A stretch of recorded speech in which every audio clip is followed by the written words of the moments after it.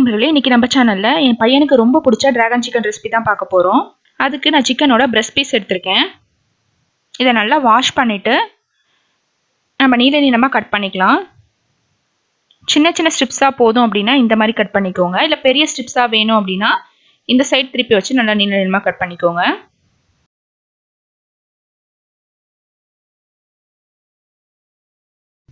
கடையில பாத்தீங்கன்னா இந்த மாதிரி நீள ஸ்ட்ரிப்ஸா கூட கிடைக்குது. இப்போ கட் பண்ண பீசஸ்லாம் நான் ஒரு பவுல்ல சேர்த்துக்கிறேன். இதுல நம்ம மசாலாலாம் சேர்த்து கொஞ்ச நேரம் ஊற வைக்க போறோம். அதுக்கு ஃபர்ஸ்ட் நான் ஒரு பாதி லெமன் ஜூஸ் சேர்த்துக்கிறேன். தேவையான அளவு உப்பு, ஒரு அரை டீஸ்பூன் போல சோயா சாஸ், ஒரு டேபிள் ஸ்பூன் போல இஞ்சி பூண்டு பேஸ்ட், அரை டேபிள் ஸ்பூன் மிளகாத்தூள். உங்கள்கிட்ட காஷ்மீரி சில்லி பவுடர் இருந்துச்சுன்னா அதை சேர்த்துக்கோங்க, நல்லா கலர் கொடுக்கும். நான் சாதா மிளகாத்தூள் தான் சேர்த்துருக்கேன். 3 டேபிள் ஸ்பூன் கார்ன்ஃப்ளவர் மாவு, 3 டேபிள் ஸ்பூன் அரிசி மாவு. இதை நல்லா மிக்ஸ் பண்ணதுக்கு அப்புறமா லைட்டாக தண்ணி தெளித்து, ரொம்ப கொஞ்சமாக போதும், ரொம்ப சேர்த்துடக்கூடாது. மிக்ஸ் பண்ணிவிட்டு நம்ம ஒரு முட்டையை அதோட சேர்த்துக்கலாம். இதில் நீங்கள் வெள்ளைக்கரு மட்டும் சேர்த்தா கூட போதும். நான் ஒரு முழு முட்டையை அப்படியே சேர்த்துக்கிறேன்.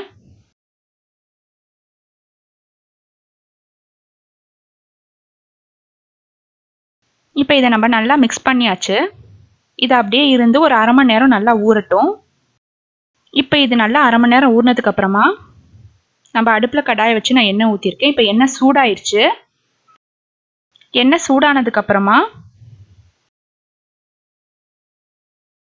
நம்ம ஒவ்வொரு ஸ்ட்ரிப்பாக இதை எண்ணெயில் போட்டு பொரிச்சு எடுத்துக்கலாம். எண்ணெயில் போடுறப்ப மொத்தமாக அள்ளி போட்டுற வேண்டாம். இந்த மாதிரி ஒவ்வொரு ஸ்ட்ரிப்பாக போடுங்க. ஏன்னா நீங்கள் மொத்தமாக போட்டிங்கன்னா சில சமயம் ஒன்றோட ஒன்று ஒட்டி மசாலா உதிர்றதுக்கு கூட வாய்ப்பு இருக்குது. அதனால பொறுமையாக ஒவ்வொன்றா போட்டு பொரிச்சு எடுத்துக்கோங்க. அடுப்பை வந்து மிதமான சூட்லேயே வச்சு பொரிச்சு எடுத்துக்கலாம். இப்போ இது வந்து ஒரு சைடு வெந்துருச்சு. இப்போ நம்ம இன்னொரு சைடு திருப்பி போட்டு நல்லா வேக வச்சுக்கலாம். நாங்கள பார்த்தா தாண்டா காமெடியா இருப்பேன், கிட்டத்துல பார்த்தா டெரரா இருப்பேன்டா, டெரரா.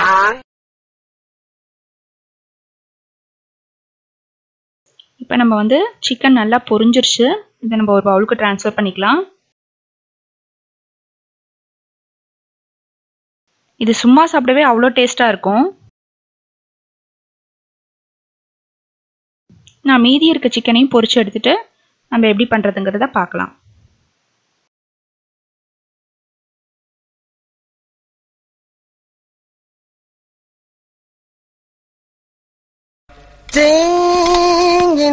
ஆரம்பிச்சிட்டாண்டா. I am swine in the rain. I am strong.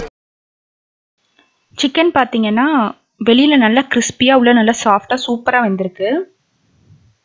நல்லா சூடாக இருக்குது. அங்கே மீதி பேட்ச் பொரியறதுக்குள்ளே இங்கே இன்னும் கொஞ்சம் காலியாயிரும் போல இருக்கு.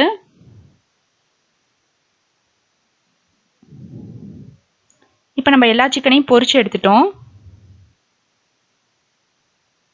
எல்லா சிக்கனுமே நல்லா ஈவனாக உள்ள வெளியில் வந்து நல்லா கிறிஸ்பியாக, உள்ள வந்து நல்லா சாஃப்டாக வெந்திருக்கு.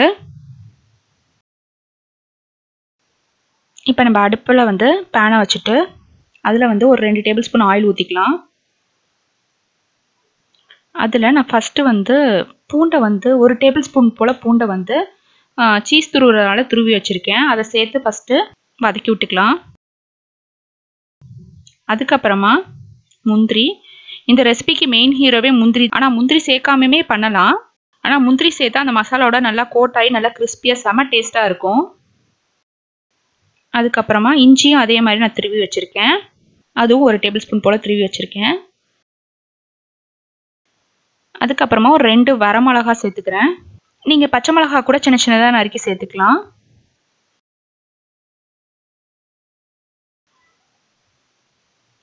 ஒரு பெரிய வெங்காயத்தை சின்ன சின்னதாக நறுக்கி சேர்த்துருக்கேன்.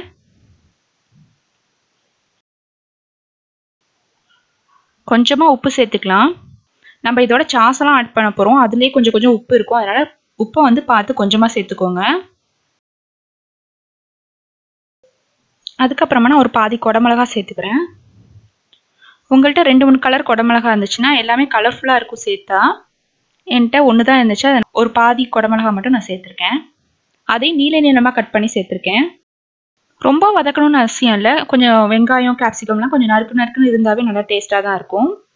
இப்போ நான் ஒரு 1/2 டீஸ்பூன் போல் சோயா சாஸ் சேர்த்துருக்கேன்.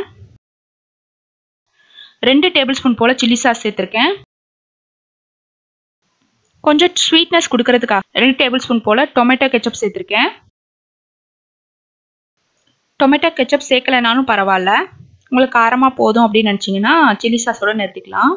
இதெல்லாம் சேர்த்து நல்லா மிக்ஸ் பண்ணதுக்கப்புறமா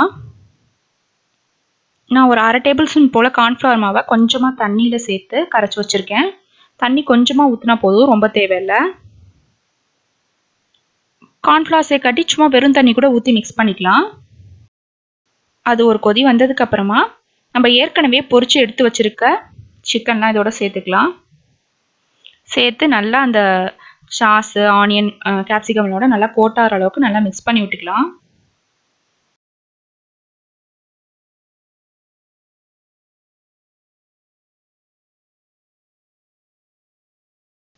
இப்போ நல்லா மிக்ஸ் பண்ணியாச்சு. இப்போ நான் அடுப்பை ஆஃப் பண்ணிவிட்டு கொஞ்சமாக கொத்தமல்லி இலை லாஸ்ட்டாக மேலே சேர்த்துக்கிறேன். இப்படி கட் பண்ணி தான் சேர்க்கணும்னு இல்லை, நம்ம கையால் கூட பிச்சு போட்டுக்கலாம். ஆக்சுவலாக அந்த சிசர் கட் பண்ணுறதுக்கு ஈஸியாக இருந்தாலும் இடையில அந்த இலைங்கள்லாம் சிக்கிது. அதுக்கு க்ளீன் பண்ணுறப்ப ரொம்ப கஷ்டமாக இருக்குது. அதில் ஒரு ப்ரெஷ்ஷு கொடுக்குறாங்க, அது தொலைஞ்சிருச்சுன்னா அதை க்ளீன் பண்ணுறதுக்கு ரொம்ப கஷ்டமாக இருக்கும். இந்த மர எக்யூப்மெண்ட்ஸ்லாம் வாங்குறதுக்கு நம்ம கையாலே கட் பண்ணிடலாம். இந்த ரெசிபி பார்த்தீங்கன்னா அந்த வெங்காயம் கேப்சிகம்லாம் நல்லா நறுக்குன்னு அந்த முந்திரியெல்லாம் நல்லா கிறிஸ்பியாக, அதே மாதிரி டிராகன் சிக்கனை பொறுத்தவரையும் வெளியில் நல்லா கிறிஸ்பியாக உள்ள நல்லா சாஃப்டாக ரொம்ப சுவையா இருக்கு. மறக்காம நீங்க செஞ்சு பார்த்துட்டு உங்க கமெண்ட்ஸ் எனக்கு சொல்லுங்க. மறக்காம நம்ம சேனலுக்கு லைக், கமெண்ட், ஷேர், சப்ஸ்கிரைப் பண்ணுங்க. நன்றி.